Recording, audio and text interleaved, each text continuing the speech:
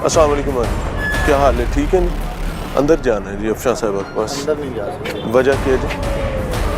इजाज़त नहीं। किसने इजाज़त नहीं देनी? आज नेक्स्ट डे है हमारा, हमें नहीं पता कि नेक्स्ट डे है, फर्स्ट डे है? फर्स्ट डे है। सिक्योरिटी बदल दी है। पहला दिन, हाँ सिक्योरिटी बदल। अच्छा मुझे ये बताएं कि अफशान साहिबा के घर हमें जाना है और वो अंदर उनसे बात हुई है जी, उन्होंने ही आपको भिजवाया माँ जी? ਆਪਣੀ ਭੈਣ ਨੇ ਆਖਿਆ ਇਹਨਾਂ ਨੂੰ ਆਪ ਆਖਿਆ उन्होंने कहा है ना कि अंदर आ जाओ। हाँ, इन्होंने- कौन है जब बात खत्म हो अंदर गई? सर आप नहीं आ सकते, हमें इजाज़त नहीं है। अगर वजह क्या है, किसने इजाज़त देनी है? हमें नहीं पता ना। देखिए मेरी बात सुने, ये सरकारी महकमा है ना, हाँ। तो यहाँ पर इजाजत किसे लेनी पड़ेगी? और अंदर घर है, घर में बुला रहे हैं जिनका हमें मौकफ चाहिए, अगर आप जिनका उन्हें- शॉट चाहिए। उन्हें बाहर बुला लें, वो आपको खुद ही अंदर ले जाएं। हमारी हम आपको अंदर नहीं उन्होंने भेजा है ना माँ जी, आपको उन्होंने भेजा है अंदर। ऐसे जबरदस्ती ना करें। एक सेकंड एक सेकंड एक सेकंड एक सेकंड एक सेकंड सर मेरी बात सुनिए। आगे अंदर आ जाए। नहीं झगड़ा नहीं है मेरे भाई इसमें। देखिए मेरी बात सुनिए, यहाँ कोई अल्लाह माफ करे बच्चे रहते हैं ना, कोई ऐसी झगड़े वाली बात ही नहीं है। आ जाए। फाइनली जी काशाना ये वो घर है बेसिकली जहां रियासत उन बच्चों को रखती है जिन बच्चों का तहफ़्फ़ुज़ कोई एहसान नहीं है। तहफ़्फ़ुज़ पे सवालिया निशान पैदा हुआ है और हमें अंदर एंट्रेंस किस तरह लेनी पड़ी है। अल-अमान अल-हफ़ीज़।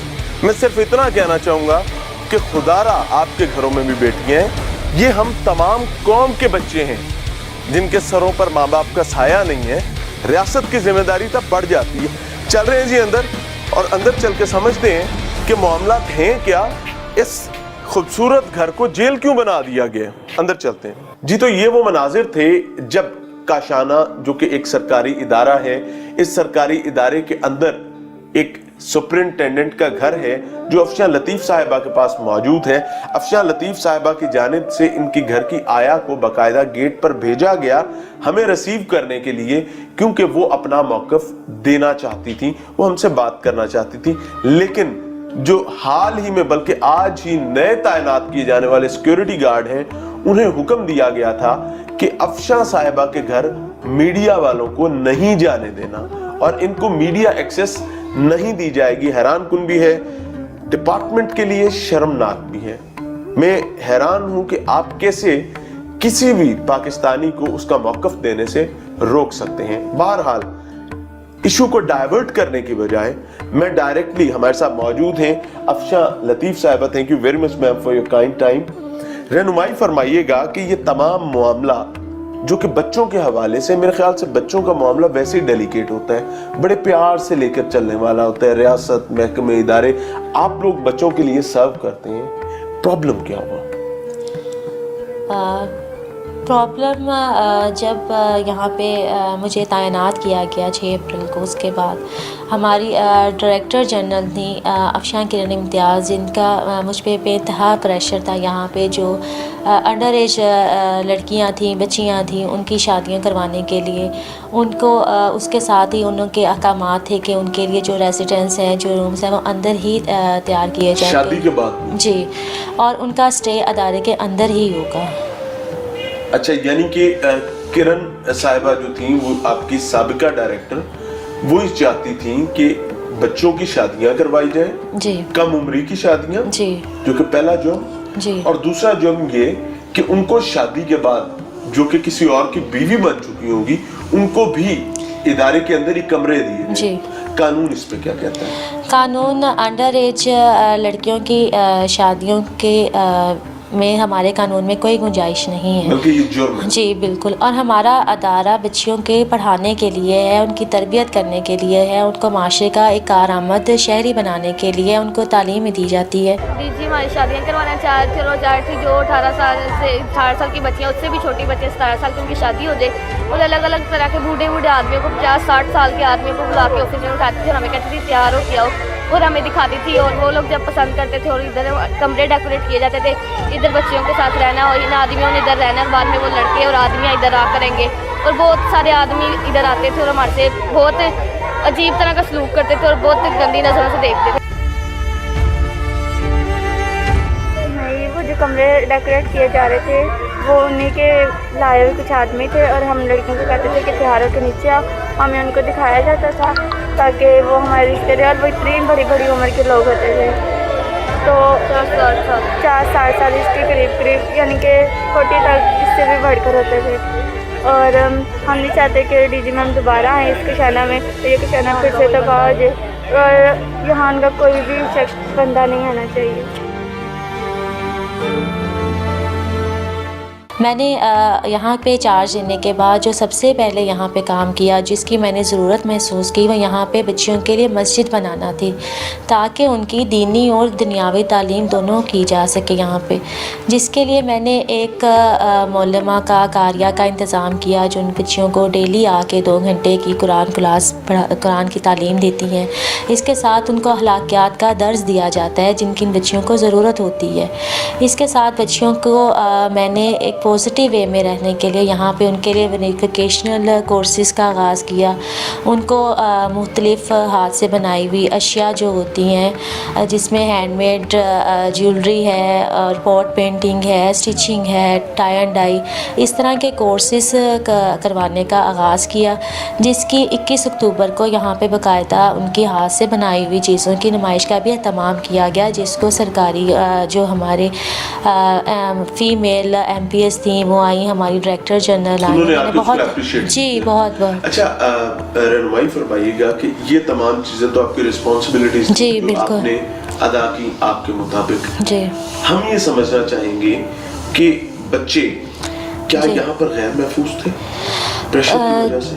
बिल्कुल, क्योंकि बच्चियों को डायरेक्टली ये उनके सामने उनको थ्रेट किया जाता था कि आप सबकी शादियां करवाई जाएंगी। उनके सामने मुझे अहकामात दिए जी डीजी आई थी, उन्होंने बहुत बुरे तरीके से सबसे बात की थी। अगर हम उनकी कोई बात का जवाब भी देते थे तो वो हमें बुरे तरीके से बोल के कहती थी अपनी आंखें नीचे रखो।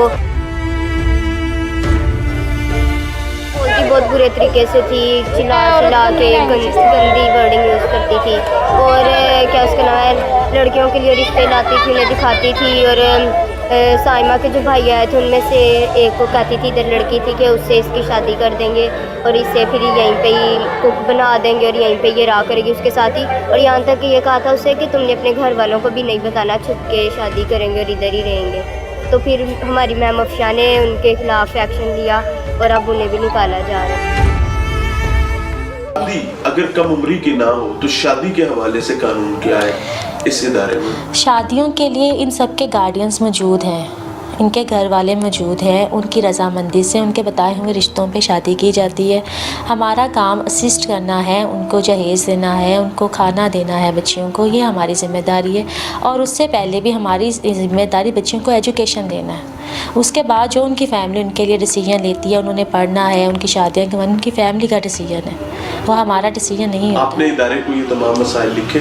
जी बिल्कुल, मैंने इसका क्या जवाब? मैंने अपने डिपार्टमेंट में रिटर्न कंप्लेन अपनी फॉरवर्ड की थी कि मुझे यहाँ पे ये थ्रेट किया जा रहा है, ये प्रेशराइज़ किया जा रहा है और इस मामले को प्लीज़ लुक आफ्टर करें, इस मामले को देखा जाए कि प्रेशर मेरे पे डाल रहा है, क्योंकि मैं बताए बगैर इस प्रेशर को बेयर नहीं कर सकती थी और ना मैं किसी के कहने पे प्रेशराइज़ होकर बच्चियों के साथ नाइंसाफ़ी कर सकती थी। यहाँ मेरी हैसियत उनकी कस्टोडियन की है। मेरी अपनी 3 बेटियाँ हैं जो इनके साथ बिल्कुल घुल मिल के रहती हैं। उनका खाना पीना, बैठना, उठना, खेलना बिल्कुल इन बच्चियों के साथ बहनों की तरह, और ये बच्चियाँ भी मेरे लिए अपनी बेटियों की तरह ही हैं। मैं उनकी इज़्ज़त और वक़ार पे कोई कंप्रोमाइज़ नहीं कर सकती थी, जिसके लिए मेरे लिए कोई प्रॉब्लम नहीं थी। मैं अपनी जॉब पे थी, मेरा अपना पर्सनल कोई इशू नहीं था। मैंने सिर्फ इन बच्चियों के हक़ के लिए आवाज़ उठाई और अपने डिपार्टमेंट को इसके ऊपर इन्फॉर्म किया, जो मेरी रिस्पॉन्सिबिलिटी थी। मैडम को डिस्चार्ज किया जा रहा है और हम यहाँ नहीं रह सकते अपनी मैडम के बगैर। या हमें अपनी माँ बाप के हवाले कर दिया जाए या हमें यही मैडम चाहिए, हमें इसके अलावा और कोई मैडम नहीं चाहिए।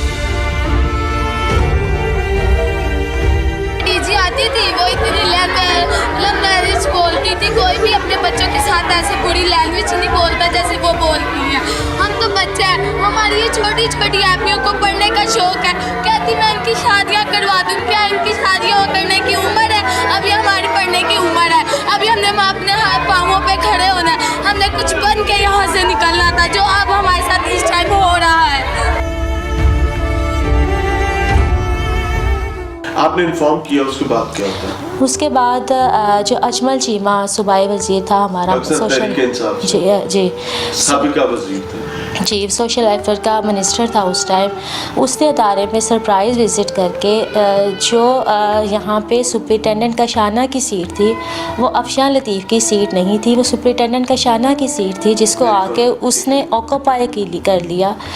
उसने अपनी हैसियत का नाजायज़ फ़ायदा उठाया, मिनिस्टरशिप का मुझे थ्रेट किया उसने। वो आके मेरी सीट पे कब्ज़ा करके बैठ गया। मुझे उसने अपने सामने मुजरिमों की तरह बैठा दिया, मेरे स्टाफ को तलब कर लिया सबको। मेरी इजाज़त के बगैर वो लड़कियों के रहायशी कमरों में गया, उनसे इंटरव्यू किए, उनसे पूछा आप लोगों पे क्या थ्रेट था, आपको शादियों का कौन कह रहा था, सारा मामला उसने बच्चियों से जी बिल्कुल उन्होंने बताया। फिर उसने बच्चियों से पूछने के बाद और इस पूरे काम में उसने मुझे मेरे ऑफिस में ही बैठा के रखा। मुझे वो साथ लेके नहीं गया और ना मेरी इजाज़त थी उसने और ना मुझे बताया। जी बिल्कुल, मुझे मेरे ही ऑफिस में यरगमाल बना के बिठाए रखा उसने। बच्चियों से बात करने के बाद उसने मुझसे पूरा मामला पूछा, तुमने क्या कंप्लेन की है, जिसके ऊपर मैंने उनको पूरा मामला बताया।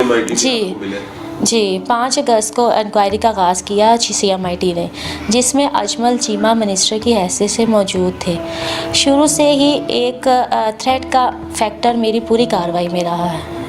CMIT ने मुझे 5 अगस्त को तलब किया अपने दफ्तर में। उनके मेंबर जनरल नदीम वड़ाइच ने मुझसे पूरा मामला पूछा, जो फैक्ट्स थे मैंने उनको सब बताए, मेरे ये एलिगेशंस थे, मुझ पे ये प्रेशर था। जिसके बाद 8 तारीख को नदीम वड़ाइच ने अदारे का विज़िट किया बग़ैर मेरे डिपार्टमेंट की रिटन अप्रूवल के। लड़कियों के रहायशी कमरों में गया, उनके वॉशरूम्स में गया। उसके साथ नदीम वड़ाइच साहब के साथ कोई ख़वातीन मौजूद थी या अकेले? एक खातून थी उनके साथ। कौन थी? SO थी वजीहा वुमेन डेवलपमेंट से जी। लेकिन दोनों का किरदार जो था बहुत बाइस था मेरे साथ, मेरे स्टाफ के साथ, बच्चियों के साथ। बच्चों ने अपना मसला उन्हें बताया? बच्चियों ने बिल्कुल बताया उनको मसला। जब उन्होंने बच्चियों से मुलाकात की तो उस पर मुझे नहीं बिठाया गया था, उन्होंने अकेले मुझसे बात की। बच्चियों को उन्होंने डराया धमकाया। क्या? यस, कि आपने जो ये कंप्लेन की है, आपको सारी ज़रूरियात जो हैं अदारे की वो DG दे रही हैं, आपका अदारा नहीं दे रहा, ये DG आपको सब कुछ दे रही है, जिसके अलावा आप बात कर रहे हैं। आपने जो भी एलिगेशंस लगाए हैं, बच्चों को उन्होंने डराया। बच्चों को डराना आसान है, कोई शक नहीं, ठीक है। बच्चियों को डराया धमकाया कि अपनी कंप्लेन जो है वापस लें।